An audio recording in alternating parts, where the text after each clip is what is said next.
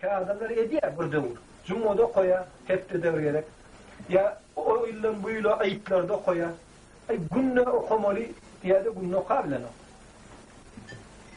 Ama bek duruyan adam günne 5 vaktine tıptırman başka işlerinden öngü tutup o koyan adamın çağırtı hükmeti oluyor.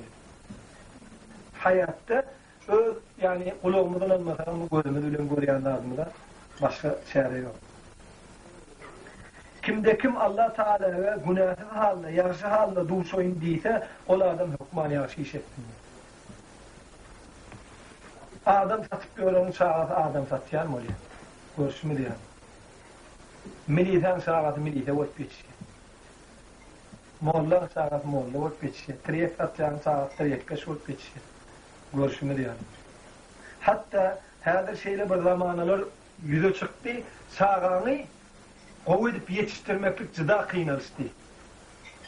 Hem işler çağalar köşede oynatalarım, köşede neyme bulup getpelerim, birbirine cıda fahiş türleri söylemeklik cıda azdı. Ya olmasa gelenlerine, öz aralarına bir hükman bir bağışı olmak, ya bağışın için notu görce, bağışı görce kurdumken görülmeyen. Ne hazır ne ayın oldu, bağışı olun şöhret taptı. Ararçın şöhret taptı.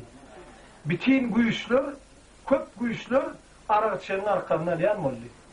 Bağışı bolunu övüyen molli. Onun olanı da insan öz hayatında olur ya Allah'da anlanman, bütün halk ağırlık gitti de hakiki iman, hakiki deyip bir rat var.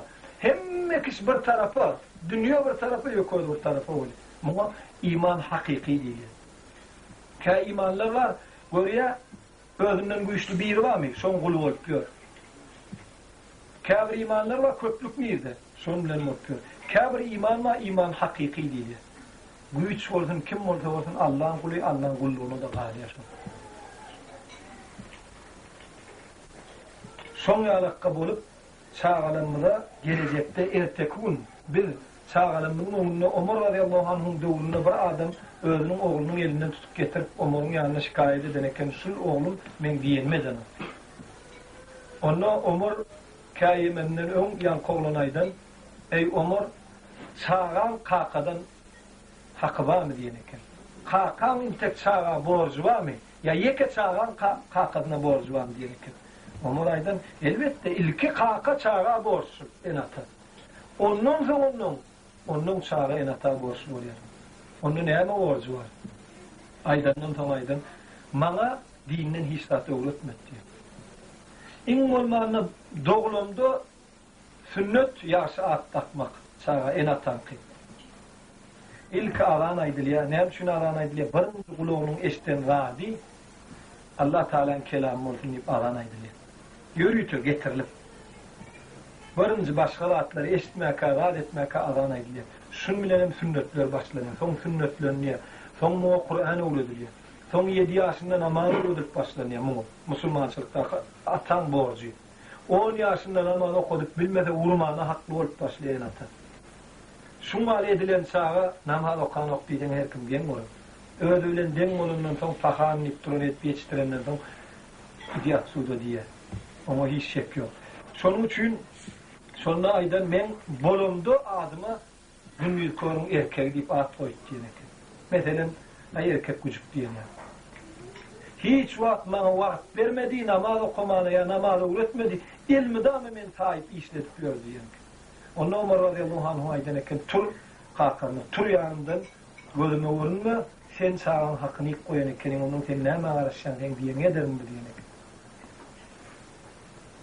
Son için birinci yaxşı iş edip, yaxşı işin görk olup, işledip yetiştirmeyken bir yıl. Yani وَلَا يُشْرِكْ بِعِبَادَةِ رَبِّهِ أَحَدًا ve şirklik meselesini beynetine sindirmeyken. Kimde kim Allah'ına günahsız duşoyun neyse, o adam yaxşı iş etsin, hemen Allah'ına hiçbir şirk etmesin. Şirk meselesinde gıyt kabriye atlak geçsek, Allah Tebarek ve Teala Kur'an-ı Kerim'de atlak geçer. Ey adamlar, eğer mümin olayan olsanız, o Allah'a inanyan olsanız, onu dine Allah'dan, Allah'a öğrenip tavşirk korkunuz diye Allah Teala. Allah'a inanyan, yönü gali verse şular.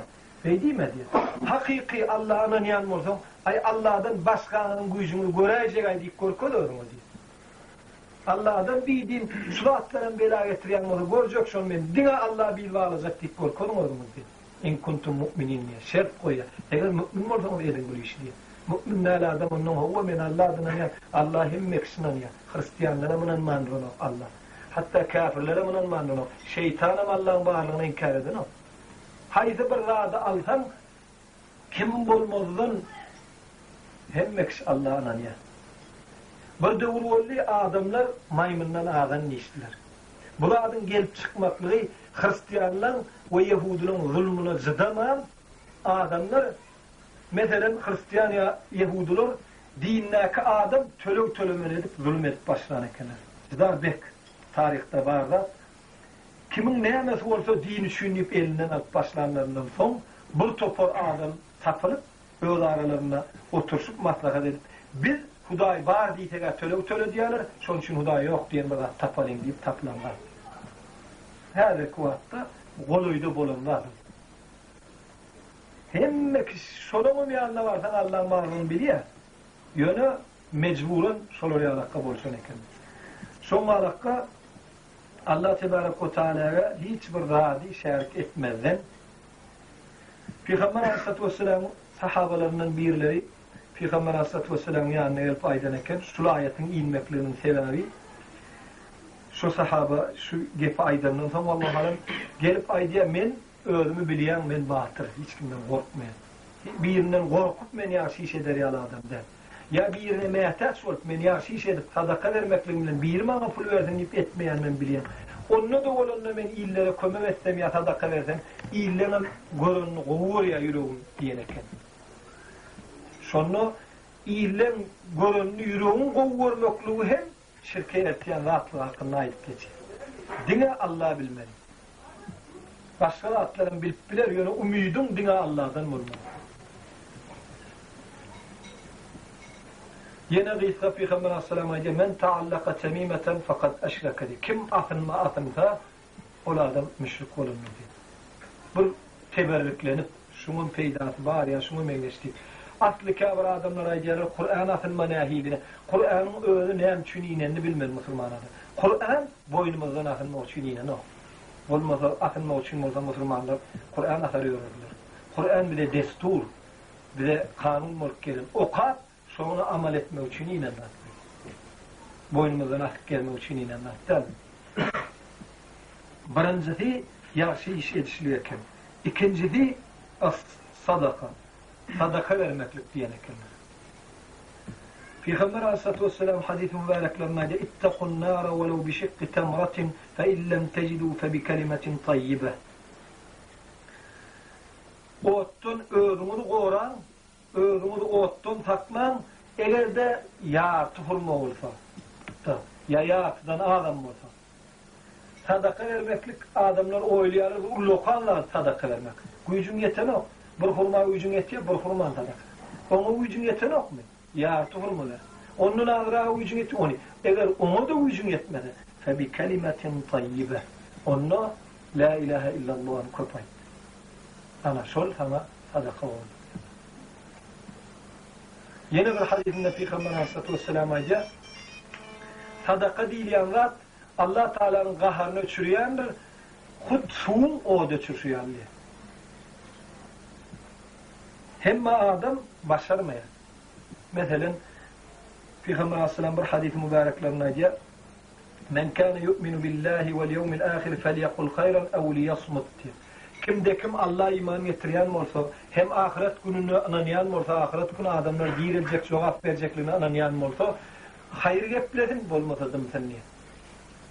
Kâvr adamlar oylaşıyorlar hazır zamanında da şeyler ay 5 gün uğurlarsın geçer buna. Peygamber Aleyhisselam'a Allah'a anlayan mı? Ahirete anlayan mı? Geplerin hayır uğurlu. Bolmadı gepler başarın o korkuyan bolma anladığımda diyor. Bu Müslümanlar tersine uğurlamıyor. Kâvr adamlar ay şiyalar ay bolya mescid kalsa bolya ya nâme olsa bolya ya nâme men ya müşrik olmalım olsa bolaysa. Dinin öğrü şolada Arap kalemi için gelen dinin öğrü. Nem üçin onu munça adamlar din üçin teveş ediyorlar, din üçin ölüyorlar. Ya nem üçin peygamberler teveş edipdir. Şunu ne olur geri vermelek. Yok, dinin özü ayıp bolmayan gepler var. Eğer ölüyen mi? Mesela Hudaý yok. Yavurumuz Hudaýyň şerigi var. Bu gepler oyun edilem. Çyndanam, korkuam, korkmanam ayıp bolýanlar. Ya adam bir döwür Allah'ın kulu bolup, başka bir güç gelen o atam bir döwürün benden kulu bolup, bular ýa-da oýnuyor. Şonuň üçin başartan sadaka, başarmadığında käbir adamlar sadaka gücümüz yeten ok deyip kemtinmek mümkün. Kemtinmeler tabi kelimetin tayyibe. La ilahe illallah deyip käbir hadislerde geliyor. Subhanallah diýmekliň özü, şu namazyň ýerine 33 gedek aýdýarlar. Subhanallah, elhamdülillah, Allahu ekber. Bir subhanallah diýmekliň özü bir uly temiz öküzi soýup sadaka berenýän sowab bardyr. Allah pakdyr diýmek. Nämeden pak? Subhanallah diýmek. Allah insanyň kellesine geljek zatdan pak. Käbir insanlar kellesine getirdiler, paşanyň ýanına barjak bolsaň özüni görýän ki, tanış görýän barýan şey. Allah'ın ýanına bir nur parlayan zatdan. Allah Tebaraka ve Teala Kur'an-ı Kerim'de men size sizin özünüzü, sizin yürek damarınızdan umuluydurun beni. Özü yarattı. Tilki geplecek gepimi şo yaradı ya. Oýlajak oýumy şo yaradı ya. Senin o da daşta değil. Bir nur sülen çıkılar ya o da adama taşta Allah diýýärler. Her bir halından habardar da. İslenlik günü canın alya. İslenlik wagtda. Şoňa adam özüni dowlukdan goruşynyň usluplarynyň biri sadaka berýär. Eger başarmasa, ýankyalaka subhanallah diýmeklik, elhamdülillah, Allahu ekber, ya bolmasa la ilahe illallah aýtmaklyk. Şu zatlar otdan goruljy zatlar eken. Çağalanda da ulaşsan subhanallah diýmeni ulaşsan subhanallah diýer. Bolmasa nämet meden näme uğrasını uğraşsan, nämet meden näme uğrasını yıktı. Näme uğraşsan şo ne diýär? Sağa yan qaydylşal ak qagıl. Näme peçat edýär getirem şo peçat video çykýar. Bir de gaty hayatda tiýinlense kiçikliginden İslamyň uğruna gelip ýörün. Dil bitenden ya dil bitmek İslam terbiýetini alan, İslamyň üstünde bolan adam bilen beýleki adamdan bekliýär gowru juda köp farky bar. Şoň üçin çağalanmady. Bolmanda sadaka vermekli öwredilmese de marojny ýerine gapdalyna kada arasyna dagdyrmakly öwretmeklik, ýani ýürek ýumşakluk. Peygamber sallallahu bir hadisinde aýdy: "Men la yerham la yurham." Ew kema qal: "Kim rehm etmese ona rehm edilmez." Rehmsiz zada ahiretde de rehm etmeýär. Hiç.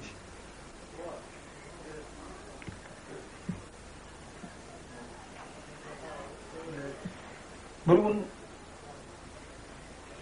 Peygamber aleyhissalatu vesselam Allahu alem fitra ağaçlayan ayıp gününü geçip baryan wagtynda bir topor musulman ayallar oturun yerlerinden taraflarından geçenini aýdar eken: "Ya maşaran nisa tasaddaqna fe inni araytukunna aktharu ahlin nari faqulna ve bima ya Resulallah qala tukaththirna al-la'na ve tukaffirna al-ashira." Bugün ayarlan yanlar çöwreklerinin şeyle ayıp günleri ayarlan uyuşan wagtları geçip barýaka aýdan eken: "Ey ayal maşgalalar, sadaka berin köpürek. Men görýän dowlugyň içinde köpüsini ayal görýän diýmek." Hadisler var, dowlugyň köp meçhur ayallardır diýip. Men dowlugyň köp meçhuryny görýän ayallardır diýip. Onu ayallar gorkup soraşan ekenler: "Ya Resulullah, näme üçin?" Onu Peygamber sallallahu aleyhi ve sellem aýdan eken: "Tukaththirna al-la'na." Köp lanet aýdýanlygyň üçin. Elmede ama qargagan ayal maşgala bolup. Hemen özüňiziň äriňizi inkar edýänligiň üçin. Ýene bir magna özüňize berilen ýagşylygy inkar edýänligiň üçin. Näme üçin? Haýdy bir ayal tapmasaň ärinden arra. Hükman bir açık diýer, aýyn herke planyň maşyna, sen maşyn ýok. Ya diýer, sen diýer meni plan wagtym közäpdiň diýer. Ya planladyň ýeten ok, sen özüň urun orýan diýer. Ilmide ama şuňa hiç aýtmaz, men şeyle bir eğre vardım, Müslüman, hatta tearet edenine yup artınayan Müslüman. O bir tearet edip süpürmeyen, yarın çırsap, ya olmasa süpürmeyenle de yarın kağına yarın oğlutuna çırsayanı varmadım. Hamdülillah, Allah'a hamd buldum. Şeyle bir rağda vardım, tearet ediyen yeri beylekilen ağzından arasında vardım deyip ayışmayan. Ömür bir mecliste bir nemere avrat üçün aydırsa, oğlunlar, hazır kramanan oğlunlar, Amerikan solca, Koreyan oğlunlar, üç bir meclis edip oturun ekenlerden. Sonra oturanlarını öyeyeti yaşlım, bunlara koşup oturuveriptir. Oturuya oğlunlar ilki marhuvana değil ya, neşan gulluryan görmüşür. Bunu çekiyorlar. Son triyek çekiyorlar. Son gereğin çekiyorlar. Son çilim çekiyorlar. Son arar çiyorlar. En sonunda dana oluyor yaşlı bir nahatayınlık. Her yaşlılar da nahatayınlık nahkadını çıkarta yaşlı nahatallah nahından berden ediyorlar. Onun o yaşlı qaharına edenekken, ey oğlum sen hağından amin sırtımı marasıdır diyen. Dine yekedat çıkıyor. Sen o çilim çektin, marhuvanı çektin, triyek çektin, gereğin çektin, arar içtin, nahatayınlık. Neme tapsan ağlına uyup dursun. Sen ağlından oğlum men sırtımı marasıdır diyen. Bolmasa nahkeş yaşlı. Şolum olunca şey diyen. Son alaka derecede petbaatlara varıldı. Ya haramdan getiriyen neme varılmadı. Değilşik cıda ayarlar al-meçhuri şeyleken. Her hadiste geleneken köp lanet ediyorlar, hemen köp hasenatlara inkar ediyorlar.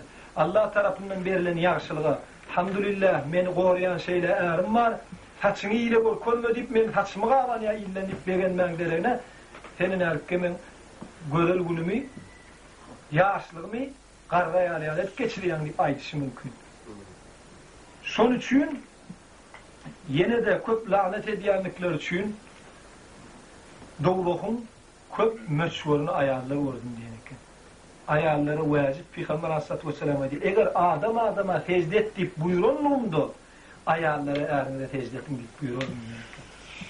Yine bir hadisin ayya, eğer bir sahih hadis ya zayıf yazmışın hadis getiriliyor. Bir kişi bütün ennamı ınlap yaramaniyatda, ennamının ın akıp şiire olup dursa, son ayağı sonu dili bilen yalap tutulursa da intikarının hakkını ödenden. Allah tarafından ayağları eğre hırmat için oyan. Eğer bilen cikkillap, dövüşünü yukarı tutanır, eğerinin keceleşmek içinden. Eğer ne emediyse son etmek için. Bunlarla da eğeri ayağının kovurmayan işine buyursun mümkün. Iyice turna her bir şey deyişi mümkün. Ya olmadı toya gidecek bir bök yok, cikkillecek diye cikkilleme, toya gitme bir haramlarını görünme deyişi mümkün. Solatlara boyun bulmayanlıkları için, eğerlerini deyip inkar ediyenlikleri için, eğerlerinin yaşlılıklarını yaşı deyip bilmeyenlikleri için doğuluğun köp meçhurları ayarlar, şunun için sadaka verin, doğuluktan parayallayıp aydan eken. Şuna layıklıkta hem sadaka vermeklik Peygamber Aleyhisselam'a aytışan doğuluktan bir sapkaya anlatlan birlerken. Üçüncüsü it'am-ı ta'am. وَلِذَٰلِكَ يَقُولُ نَبِيُّ الْإِسْلَامِ sallallahu aleyhi ve sellem أَطْعِمُوا الطَّعَامَ وَأَفْشُوا السَّلَامَ وَصِلُوا الْأَرْحَامَ وَصَلُّوا بِاللَّيْلِ وَالنَّاسُ نِيَامٌ تَدْخُلُوا الْجَنَّةَ بِسَلَامٍ. Peygamber Aleyhisselatü Vesselam mübarek hadisinin aydıya nahar verin. Yani nahar tatmayanlara, gücü yetmeyenler bir ağaçları doyurun, naharlan ve öğle aranızda salamını tac edin. Ve karnaşlarınız ile katlaşın ve giycelerine adamdan yatan vaatı tutup namaz okan cennete de arkın girin diyeneken. Yani ve efşü's selam, şu salam meselesinde durup geçsek, at'imut ta'am naharlan dedi. Her bir adam bu iş edip bilmeye. Bir ağacın aladatını edip, tuğulunu seyredip, men karnım dok olsa, komşuyma maç yatsa ne hil olur deyip alad ediyen bu Müslümanın sıfatı. Ve salamı fac edin. Bir hadisinde Peygamber Aleyhisselatü Vesselam mübarek hadisinde yatsak geçiyor. Sizin salamınızı ve sizin amininize Yahudiler görüpçülük ediyenler deyip aydan eken. Bir hadis-i mübareklerine. Hâzir esselamu aleyküm diysen, inha, bulur târim oğlu, târim, salamu aleyküm deyiş gereken. Aslında salamu aleyküm, hiçbir manili rahat değil mi? Aslı İslam'dan alınan, yönü yarısına edip yarısına edilmez, ütködülüp salamu aleyküm'e gelenler. Salamu aleyküm diyen, esselamu aleyküm diysen, derru dinler menniyani asullan gahar geliyor. Ama gaharlar geldi de Peygamber Aleyhisselam öz aranıza salam paz edin diyerekten. Yine bir hadislerinde vallahu alem şeyle bir vakit gelir, dine adamlar tanıyanına salam verirler, tanımayanına salam vermezler deyip Peygamber Aleyhisselam katırganan eken. Tanıyan mı, tanımayan mı salam verslik şerteken. Eğer Müslüman mı? Kabir yerlerde Müslüman değil adamlar salam verişi mümkün ya da senin orada salam vermeli olsun mümkün. O yolları da var. Peygamber Aleyhisselatü Vesselam haytı bir paşa hat yollarına Esselamu ala men ittaba'al huda diyor derken. Esselamu aleyküm diyemerken. Esselamu aleyküm aslında doğa. Ne için Yahudiler bunu görüpçülük ediyorlar? Doğa. Allah Tebarek ve Teala seni İslam'da etsin. Seni salamet etsin her bir belalardan. Seni Allah Teala'nın öğü korutun diyenler. Bu korunmokluk, adamlar İslam'da olmokluğu, adamlar onun aman olmokluğu, ol adamlardan aman olmokluğu bu Yahudilerin beynine tarih anlattı. Hem mekis bulaşık olmalı, hem mekis düşünüksüz olmalı, birbirini saklıyor olmalı, Yahudilerin düşüncesinde şov olan için sonra görüp şey veriyorlar.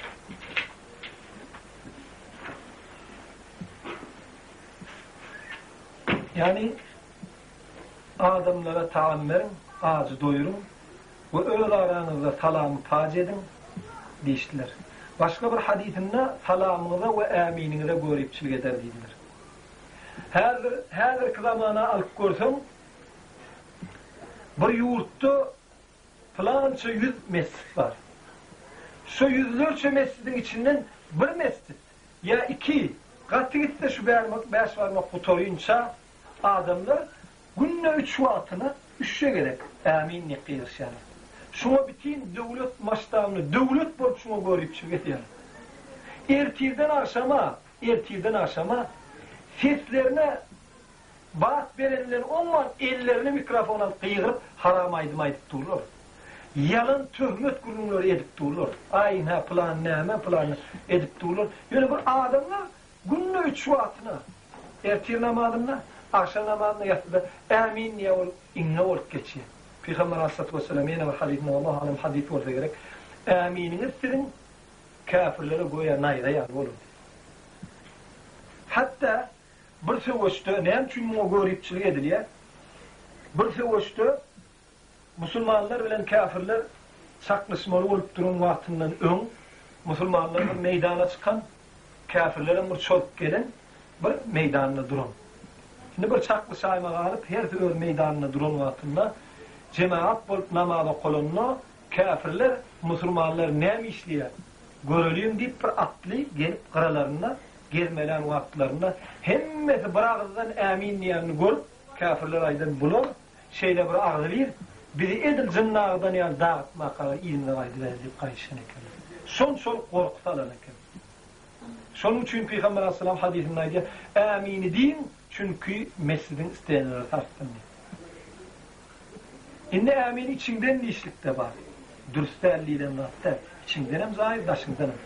Yönü daşından her bir adam mescidin önüne geçip barayaka bir cemaat aminni kıyırda şol adamın yüreği yumuşaya.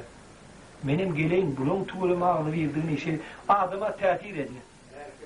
Kur'an'ın tehir edişi alakka tehir ediyor adama Allah tarafından. Avtomatik. Son için şeydip aminni işip birek şeyle mülakatlı ol bir vakitte bir ağırdan Allah'a dua edip duranlarını görmekluk bunun bağrına inme olup geçiyor. Bir tecrübe kağıtlar ayıtmadan adamlar yani düşüncesi ayıtmakla giyinesi mümkün. Son alaka derecede.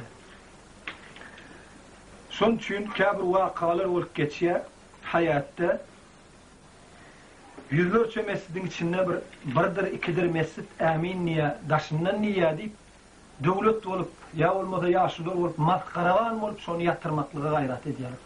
Şunca aydımları yatırmaklığa hiç kim gayret etmiyor. Ya mescide gelenine aytmayalar, önü çıkıp yaşlılar.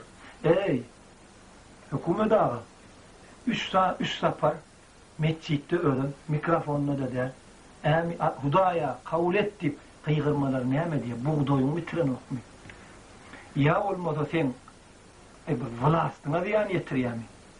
Beydip durmana, gününe aşağı, ertiden akşama, 3 yerden, televizyon olsun, başka yerlerde, ertiden akşama elinde mikrofon alıp aydıp durdun hiç kim dava eden ama gelinle bir musulmançılığa beydip durman diyenden geçen şeyle bir adamlar tapılıyor. Amin içinden diyiş aflar. İçindenim, daşındanım, dürst. Hiç kim onu şek edene. Yönü musulmanlığın öğünün İslam'ını, musulmançılığın tanımayanlığı yüze çıkıyor. Bolmanına addi tanımak gerekir. Addi bir adam çıkıyor, kalkozunu ya olmadı sövdüler, ya olmadı şoför çıkıyor. O aminlik ne mollay? Ne mol bayrak yırtıldı mı? Ya biraz yıkıldı mı? Ne mi oldu? Bol dursunuz ne öyle onu bir bar bol ülsünü mü bir namazda onu azanı ertir içimizden ait diyorsun. Onu ertir ilhamım içimden okuyup taparsın. Ne mi oldu? Ben işini bilen bolamızda bolmayam ya. Aminlik bilen epişkanı da aslanını diyen tapılmıyor. Şeyle bir adamlar satıldı, şeyle pete düştüler, kaytan gelen düşmanının tarafına ort geliyor. 5 tane yaşı olun ağzını bir edip ey Rabbim kabul ettiği kıygırayanını kavlanıyorlar. Bu sıfat dine Yahudilerin sıfatı. Şuna koşulan adamlar da Yahudilerden. Peygamber Aleyhisselam Yahudiler, Hristiyanlar sizin salamınıza ve eminimize görüpçülük ederler. Onlara böyle nayda geçen yer var dediler. Şeyle bir adamlar var, böğrüne inlesin yani ol yani oluyor eminliğilerini. Şol adamlar bilsinler bu iş ters. Ters. Aladası olsa, alada diyen olsa İslam hakkında gitsinler hiç emin demeyenlere eminliğine uğrattın. İslam'ın gaygısını edip bütün devletin, yurdun aman olup, sağaman olup, gülüyal salamat bolmakluğunu alada ediyen olsa gitsinler araçlayan yerlek aytsın. İçmeyen aranlı bir. Beytmen. Beyt adamlara aydım ayttık. Beyt adamların ağır namusunu elinden alıp namazına gelip dava edip o tayda da tam etmekliğine de beytip munça pullar dök beytip. Görmen deytin. Ya öt koçosuna var falan illere bırakırdan Allah'a yalvarıyorlar. Senem yör deytin bolmaz. Son derevine, son mal derecede pete düşüştürür. Son çünkü Peygamber Aleyhisselatü Vesselam hadis-i mübareklerine aydiyor. Yani taam verin, nahar verin, naharsızlara ve öğle aranızda salamı paz edin. Hatta şeyle bir sahabalar olun bağırda yürüyüte gelirkenler salam vermeklik kalıp var ya. Yürüyüte son çünmen bağır bunlar çıkıp salami ayıra yani salam veren sahabalar olun. Esselamu aleyküm, esselamu aleyküm şey yürüyüte salam teçerekkenler. Son vali taammerin ve salam paz edin aranızda ve karnasını bilen katnasın ve giycelerine adamın yatan vatına malıkan cennete de ağır kıyacak girin diye. Yani tedhulul cennete biselam. Sen saklayan yok, soğuk ediyen yok, nimettin ey dünyada diyen yok, ağır kıyacak cennete girip diye suratlar etti. Şimdi karnaşlık katnaşlık üstünde de bir çalarak durup geçsek karnaşlık katnaşın öğünlü kâbir adam aydışı mümkün men karnaşın katnaşanın halan ok. Ya olmasa onu bir rat diyten beydiye, eydiye deyişi mümkün. Hiç kim şu karnaşıyla katnaşını ketmeye, o karnaşı öğünün kömeğine göre o öğünü kömek ediyen olsa hiç kim onu keten ok, inkar emeden ok. Kim bilen katnaşmalı, ziyan yetiriyen karnaşın bilen katnaşmalı. Esası. Ne için ziyanının koyacak olmalı. Peygamber Aleyhisselatü Vesselam'a diyor, zalime da mazluma da kömek verin diye. Ya Resulullah, zalime nahak birine azar veriyen, mazlum nahak zulüm edilen, azar çekiyen. Mazluma belli, nahak azar çekiyen, ona kömek verilir doğru. O nahak azar veriyen, ne kömek edilenlerine? Onu zulmünün alt kalmaklığının kömektir diyen. Hey, beydip durma, benim. Biçare beydip durma deyip alt kalmaklığının kömektir diyen. Son alakka karnasına da yalvar yakar edip yamandan alt karşılık gatnaşyk eken. Gijelerine namaz okuş, bu aslında vallahu alem peygamberlere farz edilen, wajib edilen zat. Hatta Peygamber Aleyhisselam döwründe awat sahabalara da wajib edilen. Gije 5 wagtdan daşgaryn gijen 3-nji bölümünü turup namaz okuşluk. Birinci yurtlamada şu var, hiç bir ağlanmayan en bir pettat. Peygamber Aleyhisselatü Vesselam hadis-i mübareklerine aydiya, Allah Tebarek ve Teala gijenin 3-nji bölümünde olsa gerek, aydar dua ediyen var mı? Duasını kabul edeyim. Menden bir zat sorayan var mı? Soranlardan bereyin deyip aydar deyip ayşen ekenler. Şu vakit hassatan Allah Tebarek ve Teala'nın dünyada hem kişinin yatan vaktinde yatman Allah'dan yalvarayan zatların yalvarayanını kabul ediyenlerini aydı. Hatta Ömer'in oğlu Abdullah gijelerine turup namaz okuyan vaktlarına bir neçe onu okumadığını Peygamber Aleyhisselatü Vesselam aydın eken okumadığı için yani okumadığını Peygamber Aleyhisselam Cibril Müslüman'ı Allah Teala bildirmesi bilen olsa gerek planiyal olma gijelerine kâte okuya kâte okanı planiyal olaymanı diyeneken yani özüne seni o işini namaz okumana vermediğimen kâbir adam yal olma gijelerine namaz okuşunu ağal diye son al olayma diyeneken derre düşüneneken bir adam gijelerine tursa gije iyirin yatan vakti turp görse sol adam hatta akılın zıda giyinyen vakti doğrudanım şunlar vaktta da Allah Teala'nın görüyenini biliyor. Allah Teala'nın hem zattan habardardığını biliyor. Yüreği yumşoya adamı. Özünün çağalarına yatan olsa seyrediştiriyor çağaları. Şu vaktta adamın yüreği yumşap gijelerine namaza koşuluk vaktlarda vacip farz edilen vaktlar varken ama her vaktta sünnet bir nefil zadeken o koşulukta cıda kette ullokan vaktlar varken. Dördüncüsü kesratul istiğfar. Yani doğuluktan öğün alıp kalış, hemen çağalan alıp kalış, köp Allah'dan ötünç soramak. Allah Subhanahu ve Teala Kur'an-ı Kerim'de yatlak geçiyor. Allah'ın Nisa suresinin 11. ayeti olsa gerek. وَمَنْ يَعْمَلْ سُوءًا اَوْ يَظْلِمْ نَفْسَهُ ثُمَّ يَسْتَغْفِرِ اللّٰهَ يَجِدِ اللّٰهَ غَفُورًا رَحِيمًا. Kimde kim birden bir yaramallık iş etti, bilmezlik. Bunun İslam'a karşı duruyanlar tarafında duruptur. Bunu biliptir vaktinde. Ya olmasa şu vakte çelle yaramalı adam olup geliptir. Biliptir. Şimdi bunu tov etmeli bunu geliptir. Bir adam bir yaramallık etse ya da bilmem bir zulüm etse birine. Ya bilip etsin, son biliye etmelilerle kendini. Ola adam şol işi yaramallık edenden son ya zulüm edenden son Allah'ına istiğfar etse, Allah'ına günahını ötmekliğini sorasa, şol adam Allah'ını günah ötüyen halinde tapar diye. Yecidillâhe gafûran rahîme. Allah'ını günahını geçiyen Allah bilip tapar.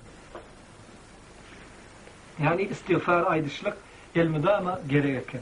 Hatta bir adam bir günah işi etse, Müslüman adam bir günah işi edenden son ferişteler, günahını yazıcı ferişteler, şol vaktta yazman karaşar ekenler. Şol adam belli vakte çelle Allah'dan şu eden günahını ökünç sorasa, onun o günahını yani kabir rivayetlerde yazman koyar ekenler. Ya yazsalar da istiğfar sorulun nitbeller ekenler. Ama belli vakte çelle istiğfar etmen gelip görse, o adama şol günahı istiğfar edilmedik halde ötülürken. Peygamberimiz Aleyhisselatü Vesselam hadis-i mübareklerine yatlak geçiyor. İstiğfar, seyyidül istiğfar diyen dua şudur deyip Peygamber Aleyhisselam aydan eken. İstiğfarlan seyyidi yani paşah diyen alakalar. Allahümme ente Rabbi la ilahe illa ente halakteni ve ana abduka ve ana ala ahdika ve va'dika ma istata'at. أعوذ بك من شر ما صنعت أبوء لك بنعمتك علي وأبوء بذنبي فاغفر لي فإنه لا يغفر الذنوب إلا أنت من قالها من النهار موقنا بها فمات من يومه قبل أن يمسي فهو من أهل الجنة ومن قالها من الليل وهو موقن بها فمات قبل أن يصبح فهو من أهل الجنة. Bukhari hem Ahmet hem Tirmizi hem Nesai rivayet edilken sahih hadis. İstiğfarlan seyyidi gözeli şudur. Bir adamın aytmaklığı Hudaya sen men Rabbumsun. Meni yaradan yokkan. Senden başka men halk eden yoktur. Men halk eden sensin. Ve men sen bennamdırım. Ve men sen buyruğunda, ahdında ve vaadandadırın gücüm yettiğinden. Başardığımdan buyruğunu edip kaytarından gaydiyandır. Yani buyruğunu edip kaytarandan gaytmayan adamın gücünü değil bu. Buyruğunu etmen, kaytarandan gaytman bu gefe aytta belli rat. Yani buyruğunu eğer günahkar bolanan olsa şu istiğfar aytiş gereken men sen buyruğunda ve vaadanda başardığımdan. Men sana sığınayan öz eden günahımdan. Yani öz eden günahımı geçmekliğini sana yalvarıyan. Ve men boyun alayan sen bana beren namatlığını. Kâvr adam boyun alan ok. Näme men ne zekat berip öğüm alandım diye. Ya olmasa näme men namaz okap. Namaz okumasam şunu alayım. Yani Allah tarafından yaradılanlığını boyun alası gelen. Olmasa Allah onun gözü yerinde hem mevatlarına yer ve yer edip şunca nimet ver kâvr adamlar paşa diye. Asın Hudayın tanımasın deyip paşa diye. Allah Tebarek ve Teala kâvr adamın paşa diye. Ola adam özünün Allah'ın önüne verilen nimetine başardığından hizmet edip Allah'ın önüne borcunu yerine getiriyor. Ahirette de adamların önüne paşa olup gel. Paşa yer oluyor. Kâvr adamlar paşa oluyor. Allah'ın veren nimetini, Allah'ın tersini işliyor. Bu adamlar cehennemde yıkıp bir halkın değil, bir halka paşa olup bir halkın değil. Bütün dünyanın cehennemi adamların ayağı aşağına oluyor. Şolun gıyırcanından çıkan kan erini, şolları yakılıp çıkan kan erin bilen naharlanıp geliyor. Şolları kömek bericiler, şolları akranı olup koruyucular hem şolları adam tutup beriyen, katıp beriyen bilite bolan adamlar hem şolar hakkında hem ayet-i kerimeler, hadisler var. Olur da bu ulkuğun ay işimizle, vazifemizle deyip Allah'ın önüne şakaladılar yok. Hatta adamın önüne bilen oklar. Ay ön dostum da olayım, nereden beyle olacağım deyip bilen oklar. Allah da olur oyunu başta. Çünkü zulümler şoların eli bilen ediliyor. Şol adamlar ahirette de şol adamların barzak cehenneminden şoların barzak düğünü, barzaklarının biri. Yani boynalıya Hudaya meni ettin. Elhamdülillah meni namaz ettin. Elhamdülillah meni şirkten alkaldım. Elhamdülillah meni kör kemsi etmedin. Kör kemsen olsa elhamdülillah meni sağdın edip kafir eden olsa ne aylı oldu? Meni İslam'da ettin deyip nığmatını boyun alayan. Ve günahımı hem boyun alayan. Kavra adamlar günah işediği de yok. Men Allah'dan nasıl işini geçiriyen mi? Mesela bari ya birinin zayını yıkıyordu, men Allah'dan nasıl işini geçiriyen mi? Böyle yık. Yönü ol adamın hakkını ödü. Önkü satmacının yerine bir satma ver bulmanı. Ya şunu alakka. Ya olmasa bari ya birine vuruya. Men niye Allah'dan nasıl işini geçiriyen? Sen porp durun diye. Şunu alakka men öz günahın boyunu alayan diye insan. Men mağfiret ediyen yok, fakat sen mağfiret ediyen deyip aytmaklık seyyidül istiğfar diyen eken.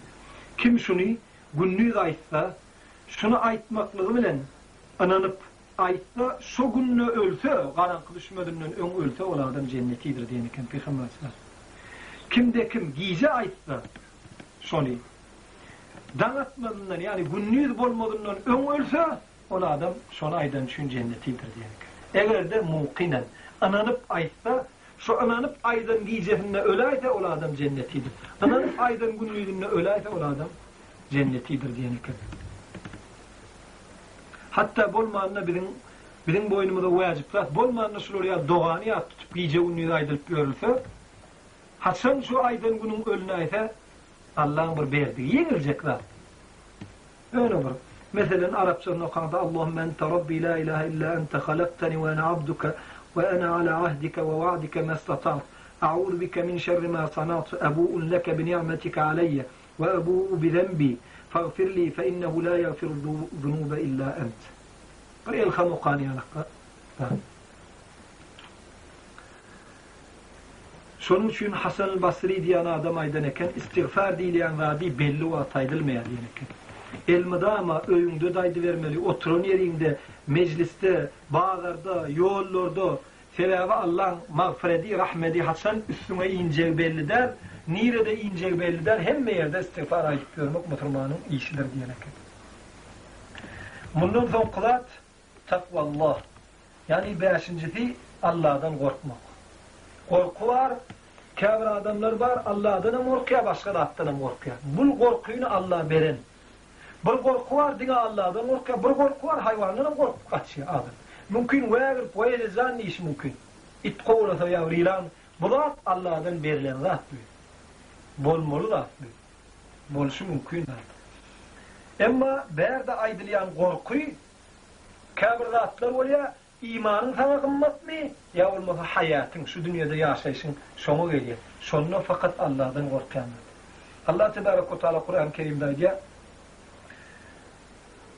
Ya eyyühellezine amenuttakullaha Ya eyyühellezine amenuttakullaha vel tanzur nefsun ma kaddemet ligadi vettekullah innallaha habirun bima ta'melun.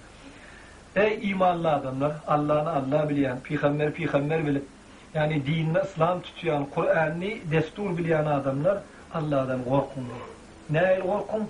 Ertirkûne ne alıp var yanında seyredin. Kâbir adamlar çıkıyada İslam'a arşan gullak koyuyor. Ertirkûne cevap vermeliler. Çocuğun işi arkasına atıp şu eden işini ertir alıp var yanına. Allah'ın onu ne için beydiydin diye ay vılas şeyledi, bu doğru şeyledi diye düşünceyle diye koyuyor ya. Yani Peygamber Aleyhisselam aydan gepini yadından çıkarıyordu. Allah'ın yanmurdan, ahiret gününün yanmurdan kovrat geple, olmadı gepleme diyen undup, geplemeyelim oturulmayan geplek koyuyor. Son için Allah Teala müminlere terbiye veriyor. Ey müminler, Allah'dan korkun, ertekûnü, neymi iş alıp barayanır, şuna teredin. Şuna öyleyken neymen üstünü ölüyor, şuna tered. Öyleyken iyiliğinde çağırır, kim olup yetişecek çağırır, ona tered. Ertekûn üstüne bir iş düşüptür, başına bir iş düşüptür. Onunla Allah'ın onunla neyme diyemeyip ona seret. Bir alim kişi özünün vaadında yatlak geçiyor. Bir alim kişinin yanına vardım, ölecek halinde, intoku deminle yanına var, avratlarının deyip aydiyalar. Yanına varanda şol adam, alim adam aytti diye, irrak öten alimden biri. Men Allah Teala'dan umid ediyen, Allah Tebarek ve Teala men bir eden işim var, son çünkü Allah Teala men mağfiret eder deyip umid ediyen diyeneken. Onun ey plana var, bir ayet ol işini. Bile mi eder gelecekte? Bile umid eder ya alaka o iş olsa bile de ayet diyenle şol bir eteterin vallahi alem 39. yıllarda Moğollar tutup, ahunlar tutup öldürüyen dövülünler. Hazırım şonga aladım. Hiç ütkoşukluğu yok. Prosto oyun oynap Allah yani. Emin nimet dinsizlik ya olmadı vatanın önüklüğü. O adam emin niye namaz okuyor. Hatta hazır vakada bulunatlar var. Tecennen sen adamlara namaz uğruyor diye o ovadan uçurulan adamlar var. Kok koyuyorlar. Var git başka ovada yaşa. Ya olmadı sen nama o adamlara Müslümansız uğratman bir edecek mi deyip çağırıp kıstalayan adamlar var. Bizim hayatımızda. Ama özlerinin korkusu İslam tutsun açık. O İslam değil. Allah saklasın o İslam'dır. Allah Teala şol cemaatten biri etmedin. Öz İslam'da duruyan cemaatten eten Allah'tan.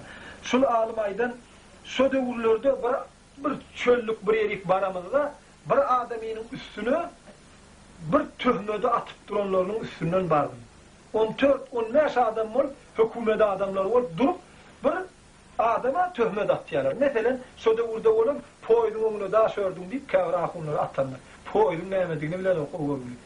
Kumda yaşap görün, poydu görmedik, poydun neyemediğini bilen o, poydun onu daha sördüm deyip, atıyorlar.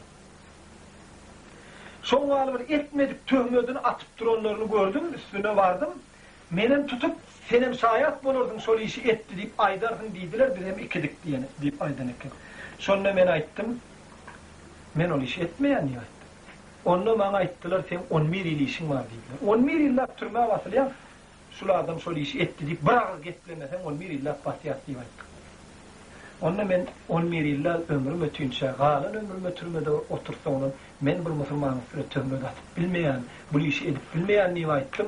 Peygamber Aleyhissalatu vesselam'ın hadisleri ýazmış diýeneken. Peygamber Aleyhisselam bir gün aýdan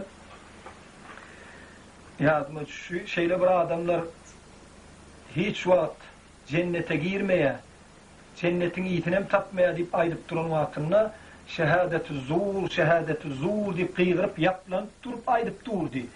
Bir näçe gelek şehadetü zuru aýdyp dik oturup gatrak aýdanyna bir sahabalar bolup ýalbardyk, ýa Rasulullah bolleda diýip ýalbaryp toňbet etdi. Yalana şayat boluşluk, töhmede şayat boluşluk, hiç haçan cennetin ýitinem tapmaýar diýip gat gahar bilen aýtdy. Men näçe ýyl oturmalym bolsa Allah türmetinde oturanymdan bu türmeler bana affet. Men bu işi etmeýän diýip aýtdym. Şol aýtmadym üçin, ýeke kelime aýtmadym üçin 9 ýyl oturup geldim diýeneken. Şol üçin Allah tebarek we taala meni ýalkar diýip umyt edýän diýip aýdan ekenler. Ahyrky demlerim. Häzir näme? Ay birak söz okak koyuyor. Birak söz aydık koyuyor. Birak söz övük koyuyor. Birak söz bilen adam musulman bolýar. La ilahe illallah Muhammed Resulullah diye musulman bolýar. Bir adam birak söz Allah yok diye kafir bolýar. Hatta oyun edip diýdi. Ya bir adam birak söz bilen bir ayalay diye nefsimi sana bağış ettim diye, beyle kabul ettim diye. Nikah bitiyor. Haram zat özüne halal bolýar maşgala. Bir adam aýa talak diýär. Hana birak söz bilen özüniň maşgalaty aýaly, bir näçe çağatyny orup beren, ene olup duran aýaly haram bolýar. Ýanyna bar bilmeýän bola birak söz. Şol üçin şular ýallarda jyda köp alynýan bolýar. Birak söz Men kana yu'minu billahi wal yawmil ahir falyaqul khayran aw liyasmut. Kimde kim Allah'a inanýan bolsa, kimde kim ahiret gününe inanýan bolsa, haýır geplerin bolmasa dymsyn. Başaran okmu, kıssa oturuver. Deme otur. Sen kimin tarafından gelýän? Ki näme hakynda gurlaýan?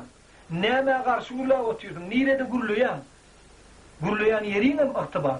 Nirede gurlaýan? Peygamber sallallahu aleyhi ve sellem minberde çykyp gurlap durmaň.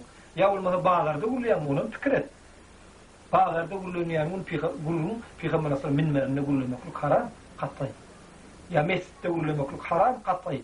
Kime gurlap goýýar? Allah gurlama diýenden soň sen kim? Şol atlara jyda atybary seretmeli. Yani şoňalakka ertekun edýän işmene, ertir men şu gurrun gurlaýsam, Allah Taala da meni ertir öňünde durup sen näme boldy? Şo atlar şey diýerdiler, musulmanlar jyda gatýardylar. Ondan kovup o mescitten o mescide kovuýardylar. Şey diýerdiler, sen şo wagt nire dedin diýdi, ay menem şo kovuýanlaryň tarapynda şolary ýumrugyma çaýnaýardım diýip aýtmadan başga çärem ýok. Allah haklanın bu zattan. Hiç bolmanda men şo wagt gurlamokdum. Gurlanma da şayat bolsa gorko da Rabbim men gurlamadım. Diýip gurlamaýan boluşluk bolmanda iň peti şuleken. Şol üçin ertekunu näme iş edýän ýa Allah tebarek we taala birinji ey mu'min Allah'dan gork we ertekun bejerýän işiňe seret we ýene de Allah'dan gork diýär. Çünkü Allah diýýän zat senin edýän işiňizden habardar. Ertek etseň denem ýa ýüregiňdäki denem habardar. Sen ertirol kabir işler var, yürekden gaýtarýan emma amalla edýän dürs. Kabir işler var, yürekden gaýtarýan amalla edýän bolanok. Amalla da dürsse. Yan kıyalakla öğrüm türmeye gidecek olup otuyorsun. Sen töhmet atmakla sene türmeden alem olup türmeye gidiyor. Näme? Musulmana layıklı atmayın. Sene türmeden al olup türmeye gittin. Musulmana layıklı at näme? Musulman doğunun başına gelen vardı. Başarsa öğü alıp gitmek. Başarsa. Peygamber Aleyhissalatu vesselam'a diye mü'minne kamil imanlı da bolup bilmeyen te öğrünüze söyleyen vardı. Musulmanın doğunuza söyleyeceğim. Sonra şol adama aýdýarlar, sen geplemesen emine 14 adam gepleýär. Sar ona gidýär, ýöne gowsy geplemeden senem gidýän diýenlerine ýok men geplemok gidýän bolsam diýip. Bir gep üçin 9 ýyl oturup geldim. 11 ýyl beriljeğini aýdýar, näçe un faýly, näçe un diýdiriljek bolu diýen o. Şo gepinden Allah onu umyt edýär. Ertekunna Allah Taala'nın oňuna baranda, ey Rabbim, men bir musulmana töhmet atanlaryna sen Peygamberin aydan gepine itibar edip, doğru okundan sırpmak üçün men senden korkup şu gepi aytmadım, olardan korkmadım diýişlik ine el havfu minallah diýe. Diňe Allah'dan korkuş. Şu korkuy fakat Allah'dan korku diýil. Beýleki korkuy birden korkuwan biler adam, birden tiskinimen biler, birden wäre biler. Bu däle İslam'dan çıkmaklık, girmeklikte korkuy, diňe Allah'dan korkuy şu halis imanna kılar. Näme üçin insanlar häzir şirki alyp görsen, şirkin özüni alyp görsen, diňe Allah'dan korku bolman üçin müşrikçiligi atşalar. Näme üçin? Bir adamyny alyp görýär, boynuna alacak ulansa. Aýdýan, ey benne, Allah aýdýar, eger mümin bolsaň, diňe Allah'dan hayır şer diýip billiýe, aýra şunun diýip alacakyndan korkutdy. Aýryp bir ýer ataýda bir adam üstünden maraýjak ýani. Hakykatdan korkmada atýa, ýokman atýa. Korkmayan işini edip ýörün, korkmada bir ýerden bar bolýar. Ýöne koýjak çyndanam şondan aýyrda bir adam uçuraýjak ýani. Ine diňe Allah'dan korku däl bu korku. Ana, şo jagal zatyndan korkýar. Muňa eş-şirkul hakiki diýdi. Hakiki şirk şu. Ya olmasa bir işi etmekle bilen güç, başka bir güç ziyan getirip bilýär diýip düşünýär. Emma islede Allah islede ziyan getirir. İslemede ziyan yetenok. Allah Teala mümkün diyen tinak görýär, şol adam üstüne ziyan getirben biler, getirmedem Allah islede. Hatta dünya nazar taşladan kän adamlar küfürlüğüm ettiler. Kän näme diýdiler, hopam diýip geldiler. Näme küfürlük geplemelen bolsa geplediler. Allah hakdan amanam kalmadılar. Allah onlara aman etmedi. Şu geplemesi bilen, şu buyurulany etmesi bilen aman bolýandyryny öýtdiler. Hana amanlyk, aman bolmadylar.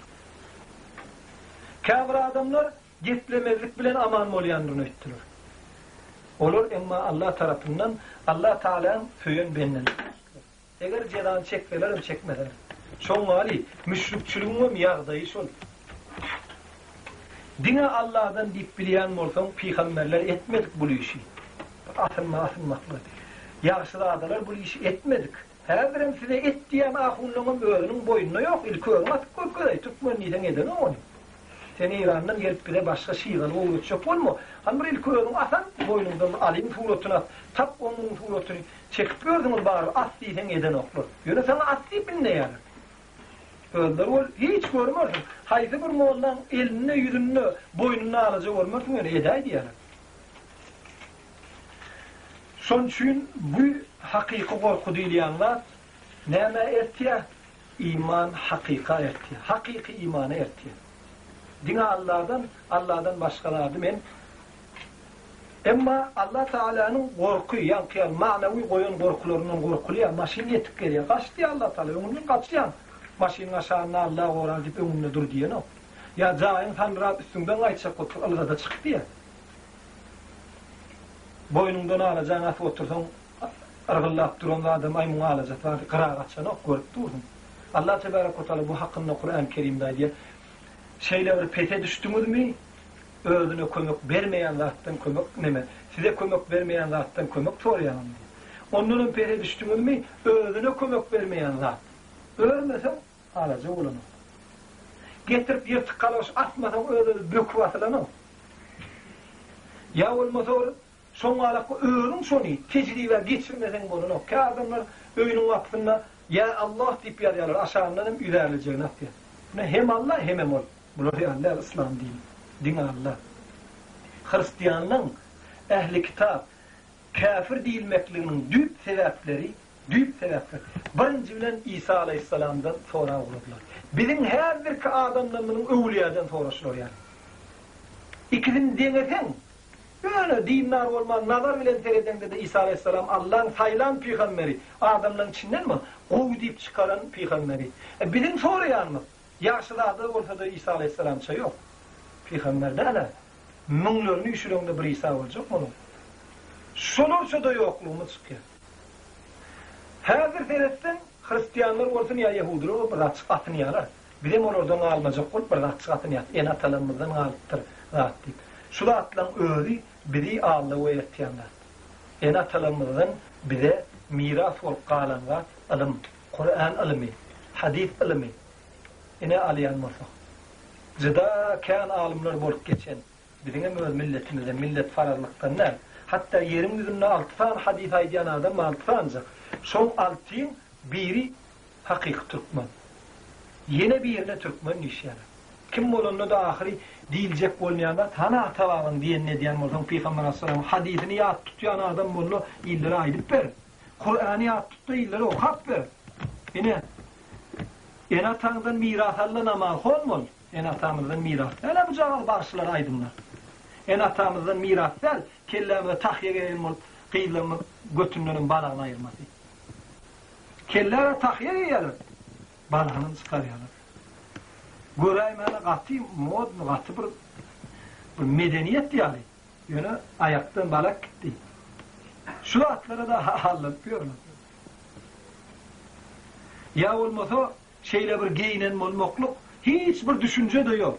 Allah'ın bilen yok. Allah'ın bir beynine olup giden son için hatta canını kurban etmelen bunu tayin olup yetişen ya olmasa kitabın başka kitap olup giden Kur'an'ın bilen yok. Allah'ın bilen yok, dinin bilen yok. Son alakka yaşı olan ölümcüda oğudun oldu. Solatlar bolayan yani derecede köp güçlü sonra ömü iterip solatlar öyle anlaşıyorlar. Yönü bu atlar bile atalarımızdan kalan miras değil mi? Son için Allah Tebarek ve Teala diye innel muttakine fi cennetin ve nehar fi mak'adi sıdqin inde melikin muqtedir. Allah'ından korkuyan adamlar Allah'ına takva yani takvalık köp görünüşü var yine bir görünüşünü aytmaklık Allah Teala'nın buyruğunu edip kaytarandan kaytmaklık Ali radıyallahu anh'a diye şu takvalıktır diye. Yine bir görünüşü var takvalığın öğrü hiçbir yaramaz yerlerde görünmen doğamat alım üstünde durmaklık. Umumaydanda takva, tuka, korkmak. Allah'dan korkmak. Allah'dan korkan adam evet yerde de görmeye, alım üstünde de duruyor. Bu adam ilmidame yaşlılığın becertmiyor. Çünkü takva adamları Allah Tebarek ve Teala cennette ve yani deryalarda mekan veriyendir. Yani cennetten mekan veriyendir olur. Fi mak'adi sıdqin inde melikin muqtedir. Şeyle bir mekanlarda yerleştiriyendir Allah Teala olur. Şu mekanlarda boş gururlar kullanılır. Hazır ki alaka boş ayna kol geçiriptir, ol nemediptir, peydası gururlar götlenmeyen yerler.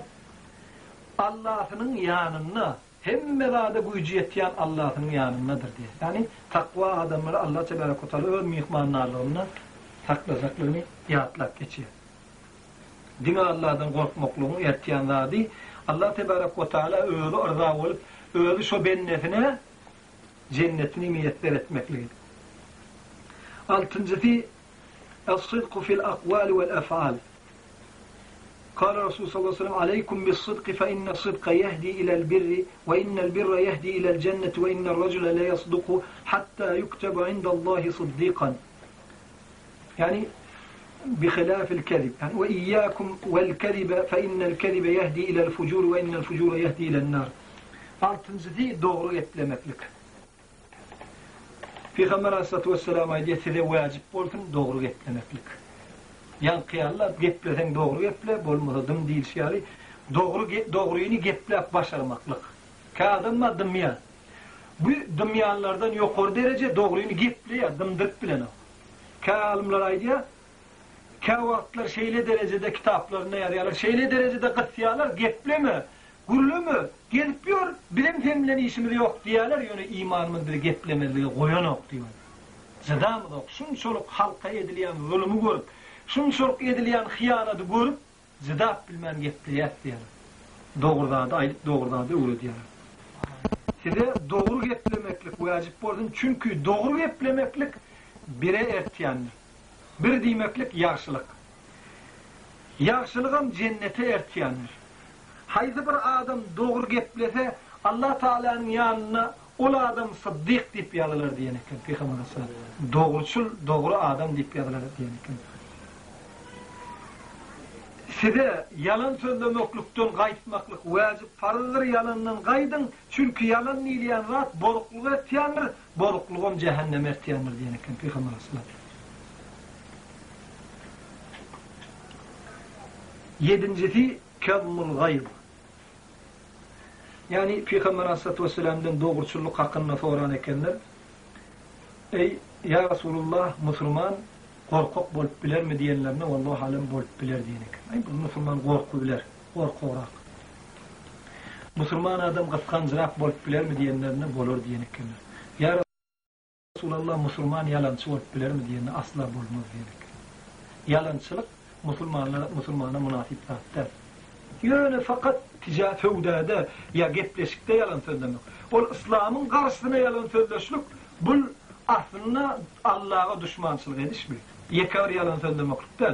Ken Müslümanların üstüne ziyan getirmeklik. Bir adam yalan söyleye fevdada, bir hakkını yiye. Ana bunun hakkını yedi, ölüm lokan günahkar valla ahirette de buna belgili olup kaldı. Ama İslam'ın karşısına yalan gepaydır. Bu bütün Müslümanlara ziyan ettirmektir. Hava, näme diyen molpsem, näme içinizden niyaymella, näme daymella, dişlik hükümede bas, bulur nämesden ama deyip, hükümede hatan güçlönür. Ya olmasa, İslam'a düşmançılık edenler hatan güçlönür. Oluru, güç tapper. Bolmanına yan kaydıl şiyanakka, bir toğumu tok değilenok, yöne bir emin nimetlik bir ullokan ayıptatlar. Çinden nimeden dört taşında, taşından niyayende neyme oluyor deyip, İslam'ı qoruşluk, ol hem adama nesip etmiyor. Neyem için taşından dimeller, neyme deyip İslam'ı qorumokluk Allah Teala bu nığmeti kâbir adamlara, saylat ol adamlara nesip ettiriyor. İnni gahari uduşluk. Peygamber Aleyhisselatü Vesselam hadis-i mübareklerine diye, men keteme gaydan ve huve kadirun ala en yuneffizehu دعاه الله على رؤوس الخلائق حتى يخيره الله من الحور العين يزوجه منها ما شاء. Qahari uduşluk. Bir adam bir Müslümana qahar ediyor. Bir Müslüman bilmezden ya bilmeklikten ona bir rad ediyor. Bunun ağırını alıp bilecekkade qaharını yudiyada ağırını alın. Sen kim olmana deger yani diye. Onun niye noktanın bolya. Geç neme diye ağrını alın o sonunda. Bir ullukan bir ağır değerli bir öğle arasında ağrını alman, qaharını yudiya ağrını alıp bilecek. Ay geliptir derinin bir Müslüman ne mi o deyip şaffat veriptir. Na hak yerden, ya hakkılı yerden vurayıptır. Sen ne mi o düğün şeyden mutlu olsun deyip. Senin onun gücün yetiyor. Bir vurson kaydıp kalmazlığın mümkün. Onu da olsa bolya deyip qaharını yudip bilse, şol adamini Allah Teala halayın içinden çağırır ve hurlara cennette yürütü Müslümanlar için halk edilen zenanlara Allah Teala itlerini neyse itlese şoları öylendiriyor. Yani birini itleyemi, ikisini itleyemi neyse itlese şol qaharını yudun için şol adamini şolardan öylendiriyor diye.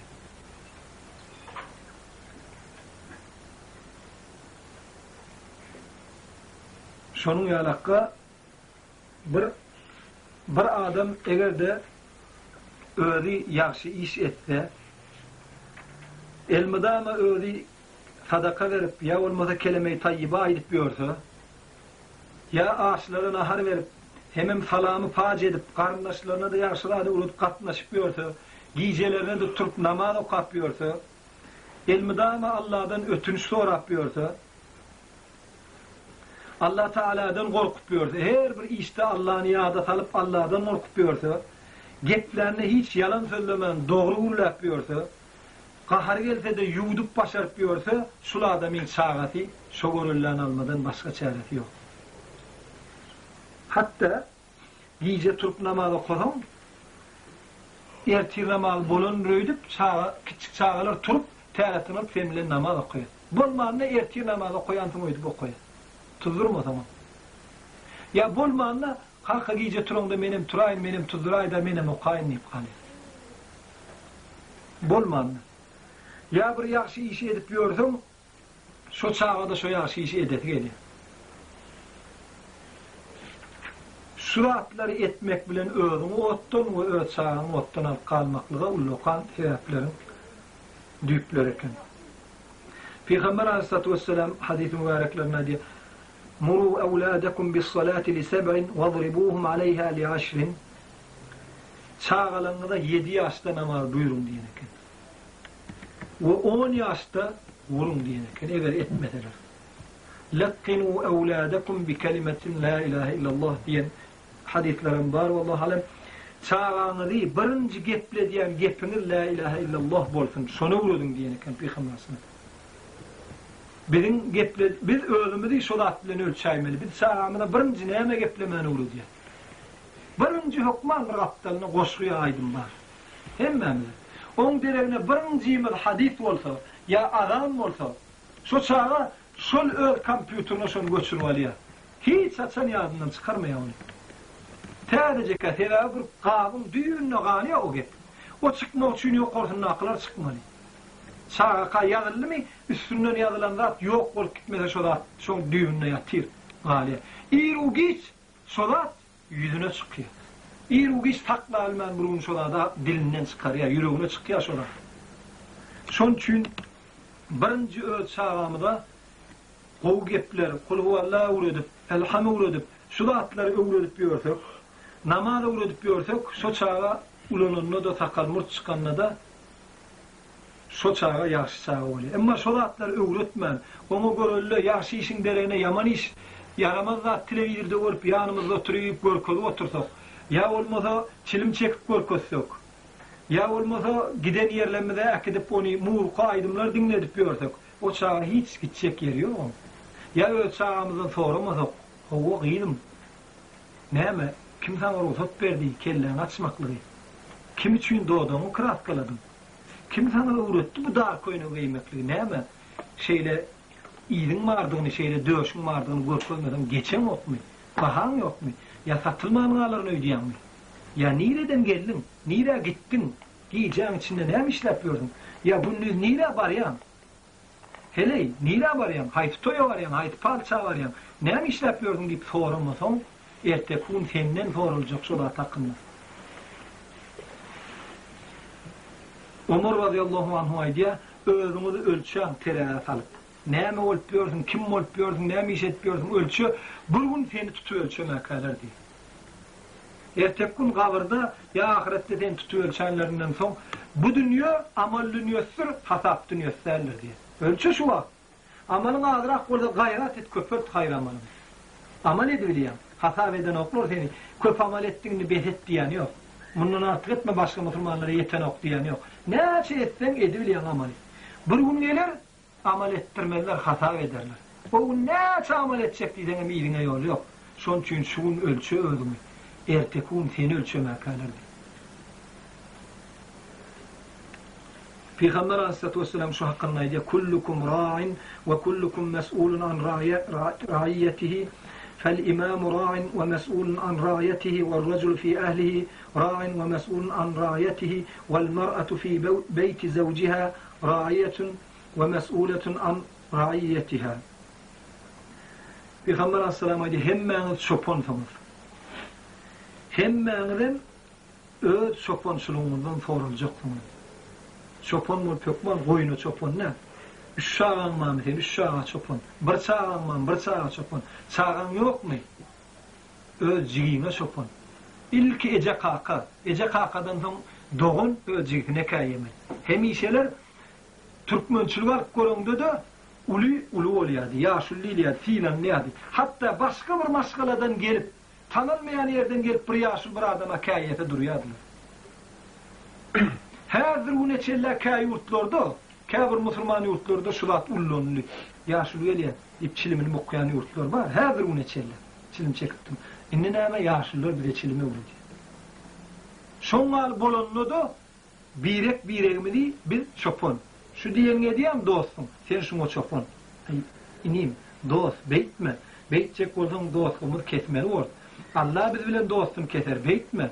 Ya ey oğlum beytme deyip her birinin çoponsunuz, her birinin öyle çoponçuluğundan sorulacaktır. Ama öyle çoponçuluğundan sorulacaktır. Paşa. Ya da paşa diyenler öyle yurdu meşhurundan sorulacak. Paşa bulmadıklığına şükür edecek adamlar. Ahiret gününe sonra hasap edip bol olursa. Her bütün Türkmen halkının namaz geçirmekliği hakkında ne için bilir namaz geçirildi deyip sorasalar senden. Ay men öz namazım soran o beytmem. Men o hayti bir ayıp çıkayım niyetim. Ama paşam bolşu. Aytmak, aydıp bilen ok mu aydiyanlar ayttırmak. Her televizörde başka zatları yetirbiliyorlar. Şoňaly yetirmek. Öýle edip görkezmek. Ey şeydin. Allah Tebaraka ve Teala yaradıptır. Bize egerde biz Allah Teala'dan güýç alıp, Allah'dan ýaşaýyş alıp, Allah'dan göz alıp, Allah'dan el dil alıp, ertek gün Allah'ın karşısına ulayıp durduk. Näil ortayıp aytmakla. Şoň üçin Peygamber Aleyhisselam fel imamu ra'in ve mes'ulun an ra'iyyetihi. Paşa öz çopançylığından soruljakdyr. Bütün halkın soragy bir adam üstünde. Ertek gün. Hatta öwredilmän, aýdylmän deregine näilligini bilen. Onun bu zatlar her bir adam üçün şoň günät üçün dowlukda ýatyşlyk bar. Bulardyň soňy ýok diýmeklik. Ve her bir adam öz ehlinden soruljakdyr diye. Yine Peygamber Aleyhisselam täkitlep, "Ve raculun fi ehlihi." Her bir adam öz ehlinden maşgalatından soruljakdyr. Hakan bir iş edip durmy. Hakanı ýalvar. Düğün sana hakan ýalvar ýa-di, beýtme oglum diýip. Bugun kun sen geden haka beýtme diýip. Ya sen öz çağına ýalvar. Yani her bir adam öz ehlinden soruljakdyr. Ve her bir ayal özünün ärinin ehlinden. Bir ayal bir äre bardymy?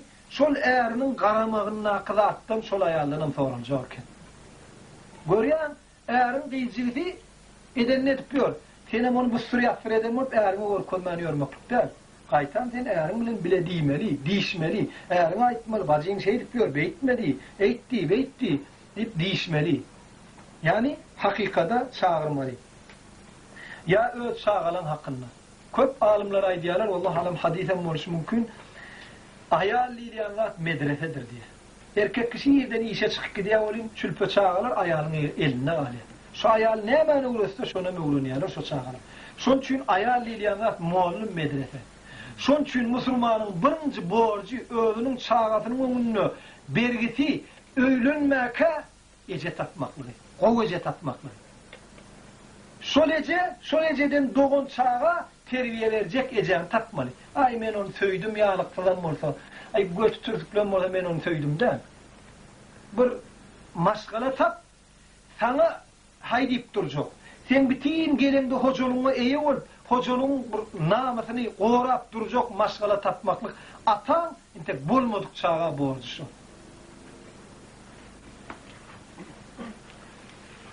Şol üçin Peygamber Aleyhisselam her bir ejede özünün ärinin pajy bolsa derrew çykarýarlar. Derrew. Ay, men ärim näme? Ya olmasa bizin erkeğe yeter yetmez ya näme? Onunla alakadar şeyle bir maşgala tapmaly. Hatta aýrylan bolsa bu çok maşgala tapmaly. Hatta çağan bir yaramazda eli dotçoğumuz uzatdyrmayan maşgala tapmaklyk her bir insanyň öňündäki Allah subhanahu ve taala inni çağany otdan saklanyşlyk we özüň otdan saklanyşlyk hakynda aýdylanda ýene bir aýaty ýatlap geçmekligimiz gerek. Estağfirullah ya eyyuhellezine amenu la tulhikum amwalukum ve la auladukum an zikrillahi ve men yef'al zalika fe ulaika humul hasirun. Yan kaydıl şialaka Allah Teala imanlı adamlar çağırıyor. Ey müminler, sizin malınız ve sizin çağalınız Allah kulluk etmeden alkalaymasın. Ha çağam ayalım diyen Allah kulluk etmeden kalaymadı. Kim şunu ederse o zat yani utulucudur diye. İbrahim İbni Edhem diyen bir yaş kişi olup geçen, bir yaşlı adam olup geçen, şol adamın yanına gelip bir adam aydan inni musrifun ala nefsi fe'arid aleyye ma yekunu zaciran leha. Men günah işi ediyen haklanıp bilemem. Yöne günah edip diyorum. Saklanar yalakkamana kâye bir vaazı nesihat ettiğip yanına varın ekenden. Bir öğret burada değil, benim bir günahdan alıkka alayın ölümü deyip haişte varanla, onunla İbrahim İbni Edhem aydan in kabilte minni khamsa khisalin fekadirte aleyha lem tevurrukel mağsiye. Eğer de sen 5 tanakka zadi başarsan onu günah işi ediver. Sana hiç günah ziyan vermez diyenken. Onu ola adam aydan beşladı aytmana. Belki başar diyenler. İbrahim İbn Edhem emmel evvel fe izâ aratte en ta'sillâhe azze ve celle fe lâ te'kul rizkahu. Haçan da bir günah işi edecek bulundu. Gecelerine çık gidende ya bir günah edecek bulun vaktinde onunla Allah'ın rızkından iyime. Onun ediver rızkından iyimesen diyenine ola adam aydan eken. Men neyle Allah'ın rızkından iymeyin. Hem megat Allah'ın mülkü olup tuğka men ne miyip onu bu iş tapayın. Şondan iman Allah'ın rızkından iyimesen günah ediver. Hiç kim sana ziyan vermez, hiç de ziyan vermez diyeneken. Diyecek olayan adı ne mi? Allah Teala'nın rızkından iyip yine günah iş edip Allah'dan utanlıydı. Hem megat Allah değiştiler. Onunla İbrahim İbn Edhem aydan eken men Allah'ın rızkından başka başka ne var? Hem megat Allah'ın rızkı diyenine onunla sana kovmi birinin naharını iyip onu da ziyan vermeklik. Yani onu da günahkar olmakluk sana yaşı mı diyeneken. Sonra Allah Teala'nın beren ağzı bilen nahar iyip Allah'ın rızkını beren sana rızkını iyip ertekunem gidip günah işetişlik sana yaşı mı diyeneken. Hani ikincisine ait diyenine İn aratta en ta'sillâhe felâ teskun şey'en min bilâdihi. Haçanla Allah Teala'nın önüne günah işetecek bulundu, bu yerde yaşama, Allah'ın yurtlarına yaşama da başka yer çıkıvet diyeneken. Onunla ola adam aydan günnogol, günnmatar, yer o yerdeki zatlan hemmet Allah'ın koltuğu kamen niye de yaşayın, ne günah işedin diyeneken. Onunla İbrahim İbn Edhem aydan Allah'ın yaşayan yerine, Allah'ın veren mihmansılığına bolup sen Allah'a günahkarçılık etmekten ayıptan diyen. Ondan sonra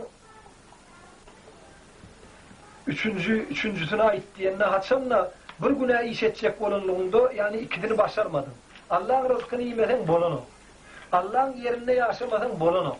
Bolya ol ikisini etmeden etme, şunu etti de günahın bolmadı diyenken. Eğer de günah iş edecek olunduğunda sen bir yer tap, şeyle bir bu yer, Allah görünü yok şu yerde. Şu yer tapta sen günah iş eder diyenken. Onunla ola adamaydan nahilekke men ve keyfe ve huve ya'lemu sirre ve ahfe. Allah sen yüreğindekini ertirketçeni bilip dur. Sana kan namarından kolay olup dur.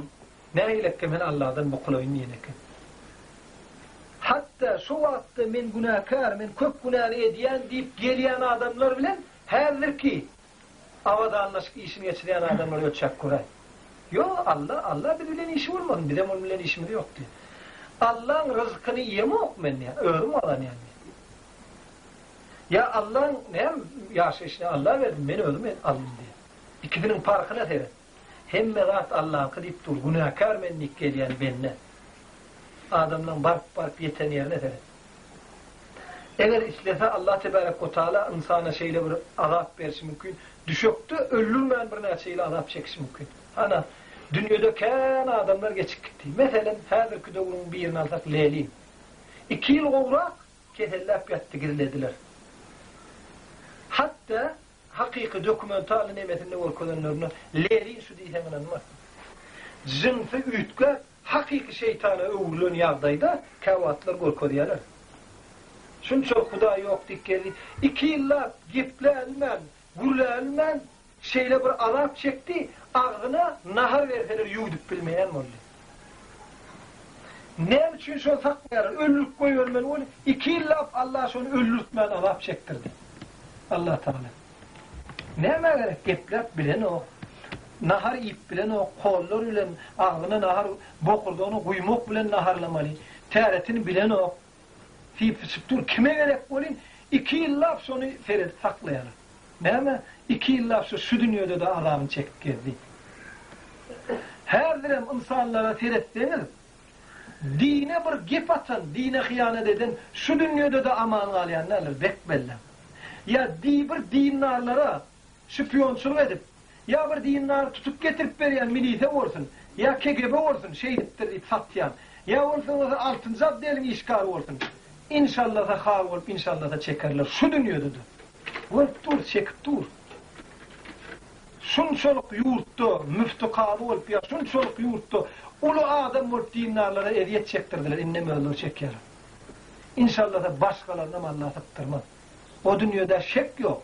Allah vaada veriyor. Onu yön adam yön vaada veriyor. Allah vaada veriyor. İnna Allah la yukliful mi'at diyor. Allah diyanat vaadasına hilaf ediyanlar derler.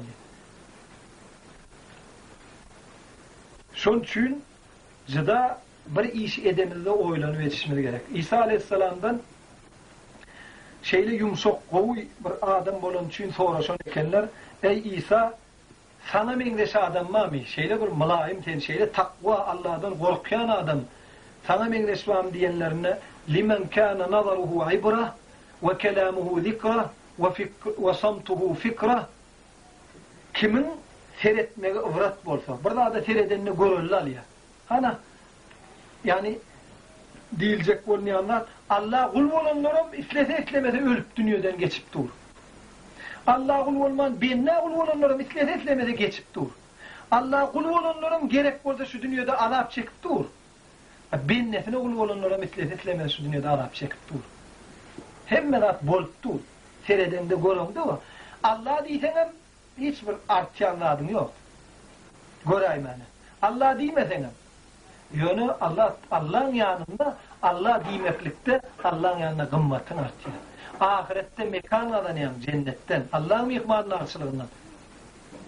Bu dünyada mümkün bir aracık bir dünyadan mekana varsın mümkün, vazifede yıllara alman mümkün, işin için. Hayır gidip bir Müslüman tutuk getirsin ol bir 5 yıllar, ömür 2 olsa, 1 olsa 2 etmekler mümkün. Ya ön sallat bolun yefreytir edişler mümkün. Bolsun mümkün. Yönü şeyle bir belli alının. Hatta Peygamber Aleyhisselatü Vesselam mübarek sözlerine ayda bir adam bir kelime söz için, bir söz için doğduğun cehennemin düğüne düşürdü. Sen gidip kime sattın? Kimi tutup getirip verdin? Neyem için sol adamın karalayalar? Neyem tühmet atyalar? Tühmet atanlarına sen niye dedin? Bolmağına şu vazife sen ne? Şu vazifen ne mi? Sorur ya nahak zatları koğramalı. Sen vazifen. Koğraman derine sen niye de durdun? Ya sol işler bolonuna sen niye dedin? Hayır tarafladın. Bu da atları yönü geçmeye. Sonun yalakka dünyada hayatta seyredilse var her kim ödünün eden işine ceza çekiyor. İslede islemede şu dünyada da. Yönü Allah Tebarek ve Teala adamları aslında Tebârekellezî biyedihil mulku ve huve alâ kulli şeyin kadir ellezî halakal mevte vel hayâte liyebluvekum eyyukum ahsanu amel. Men bütün hayatı yaşayışı yarattım. Ne için? Sizi tinak görmek için. Haytinin kovu, haytinin ervet.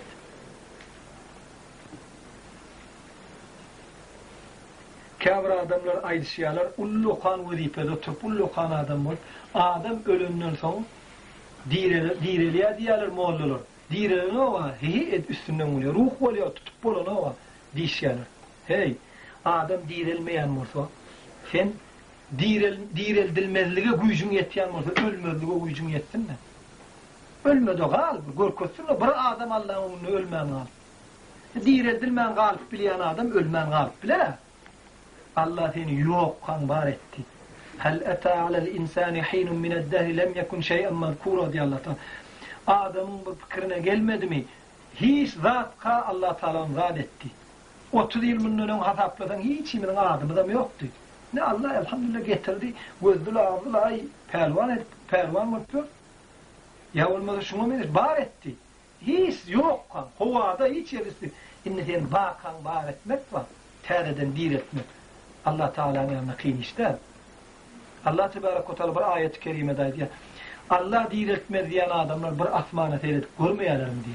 Şunçoluk zadı Allah Teala yok var etti diye. İnsancık kim diye. Osura insan, osurmasa yaşat bilen o. Simese sıçmasa yaşat bilen o. İyimese içmese yaşat bilen o. Adam bolup bilen o.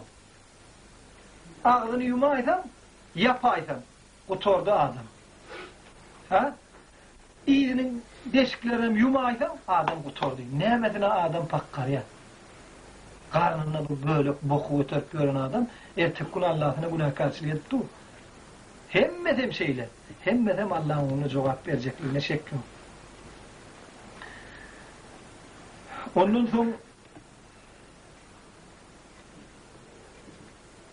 Dördüncüsünü ait diyenine aydan eken inni Allah'ın rızkından iman otul bilen ok. Mum ihmansına var bir hem Allah'ın bereni. Nira var Allah'ın gördüğünü, Allah'ın bereni. Allah'ın yerine yaşayacak geldiysen yeri yok sana. Asman ile ara, asman yeri hem Allah'ın kıyım. Ya olmasa Allah'ın görmeyen yerine gidecek diysen yeri yok. Allah seni yaradıptır, seni görüyor.